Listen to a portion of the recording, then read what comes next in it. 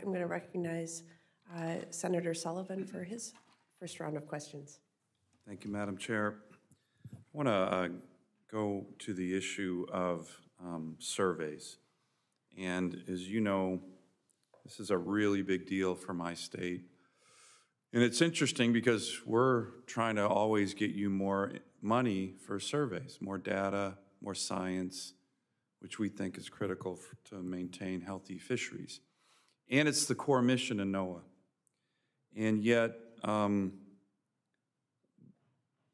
I meet with our fishing community on a very regular basis.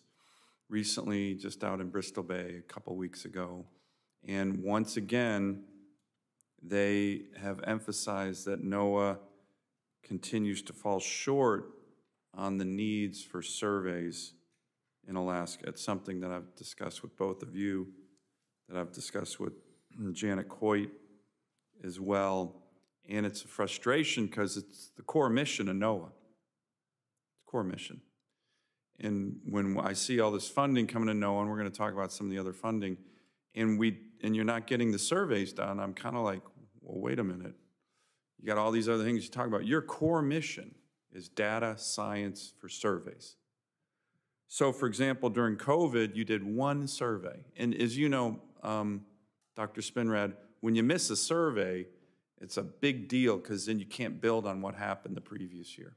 So you get behind and behind and behind. You did one survey during COVID. The state of Alaska did all its surveys. So there was this, well, we can't go, COVID, it's dangerous.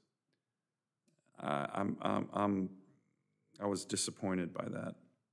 So what I'd like to get from you is a plan to make sure you're doing full, robust surveys for our fisheries. And like I said, probably the best managed fishery on the planet Earth.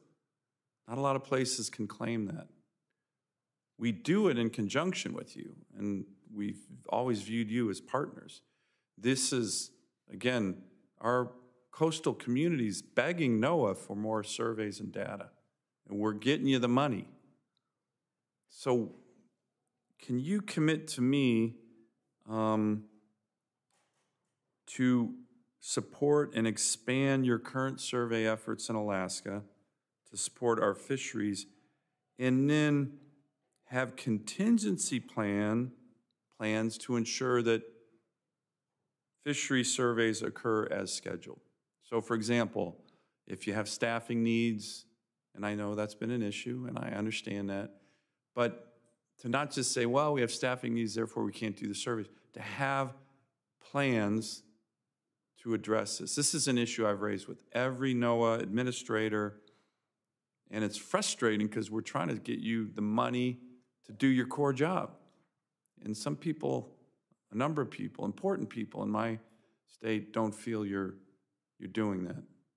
Can I get a commitment from both of you on this? And maybe you want to unpack some of my comments, and if you disagree, please let me know. But there is a huge frustration in my state on the lack of surveys, which is your mission, core mission, which you should want to do. Dr. Spinrad? Yeah, thank you, Senator. And let me start by thanking you for the appropriations that you alluded to. Certainly the 22-23 appropriations, the increases in appropriations. On top of that, the IRA investments provide historic NOAA funding by any measure. Roger that. I'm going to make a couple of comments, and then I'd like to ask Admiral Hahn to talk about workforce and fleet readiness, consistent with your question. We're required to assess 200 stocks every year. This year, we've already conducted 147 surveys, and we're on track to do 213 this year. So I think the statistics you cited were compounded by issues like COVID and workforce. I'm confident that we're on a much better track now than we were in years past. And I would like to come back to you and talk in more detail about. I would appreciate that, a plan. Look, I know you have all the different surveys, but again, we're the place in America and the world that is an enormous consumer of your surveys. We need them. The councils need them. The councils make huge decisions based on your surveys. And when they don't have the data, you know, they have this precautionary principle that would then shrink and limit the decisions that they make because we want sustainable fisheries. So that's the right thing to do. So when we don't have the data, as you know, it kind of rolls downhill into many other ramifications. So I would like to sit down with you and your staff and get some real strong commitments on these surveys. We're getting you the money. Well, now we need you to get out there and do them. And if there's workforce issues or other things that we need to work together to create contingency plans on, well, we're open for doing it. What we're not satisfied with is just the lack of surveys. And again, I heard it again just 3 weeks ago with many of my constituents when I was out in Bristol Bay, which is a really important part of Alaska. Understand and completely agree on the issues of being able to make accurate estimates of what the stock capacity is. Yeah. And also the data are going to serve in our forecast. So when we're looking at longer term projections, not only of what stocks are, but as you know, where they're going, where the Alaska pollock going, for example, that kind of thing. The other thing I would just add before throwing it over to the Admiral is that we are looking at supplementing our capabilities using things like autonomous systems.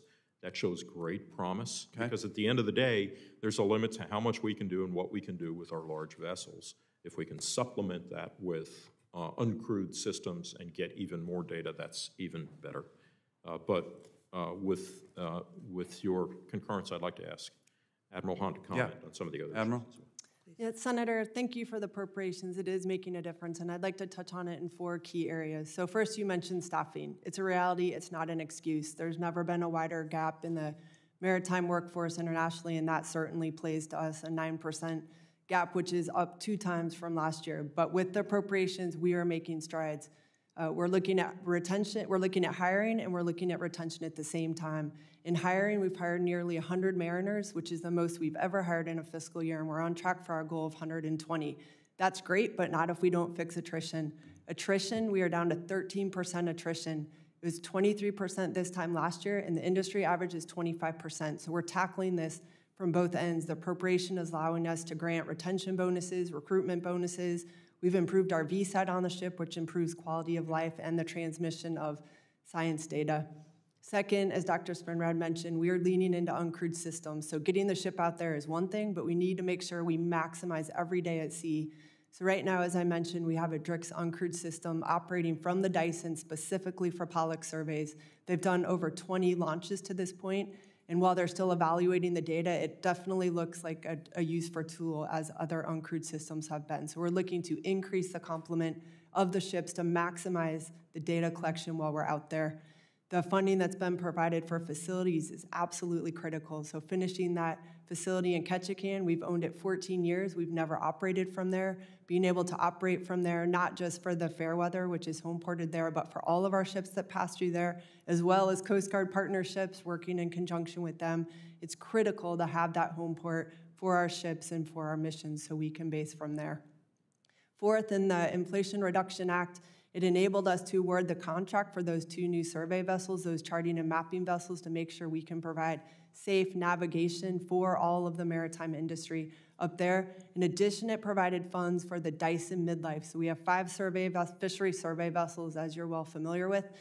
The first one, the Dyson, will be due for a midlife in 2026, I believe. And so the funds in IRA will allow us to do the midlife on that vessel and extend the service life of that vessel. So we are also tackling maintenance. I will tell you that's been a consistent, persistent effort since 2018, and we're making significant strides. For example, we'll have our first industry day ever in the first week of August, and we have 50 vendors that will attend. That's shipyards, that's maintenance people. I'm going out and meeting with the shipyards. I'm meeting with the maintainers. I'm meeting with everyone involved in that cycle so they understand what we need to make sure that we are ready to meet the biological window and get the data that you need. I understand I've had the opportunity to spend the first 2 years of my career as a Corps officer on the Miller Freeman. You probably remember that ship, doing pollock surveys, and I really gained an understanding of the importance of that data and how the communities in Alaska depend on it. Their survival depends on it. And so I'm very familiar with it. I spend every day making sure we can get better and show up for the surveys we need to do. Our job is to mitigate risk, get out there and collect the data. So we're absolutely making strides in that, and we will continue to improve and do better. Well, thank you, and I do want to follow up with some more details on this and contingency plans and ops in the event that we can't get through some of these workforce shortages. Thank you. Thank you.